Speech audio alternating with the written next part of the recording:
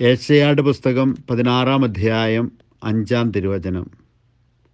കാരുണ്യത്തോടെ ഒരു സിംഹാസനം സ്ഥാപിക്കപ്പെടും. നീതി അന്വേഷിക്കുകയും നീതിപൂർവം വിധിക്കുകയും ധർമ്മനിഷ്ഠ പാലിക്കുകയും ചെയ്യുന്ന ഒരുവൻ ദാവീദിൻ്റെ കൂടാരത്തിലെ ആ സിംഹാസനത്തിൽ ഉപവിഷ്ടനാകും.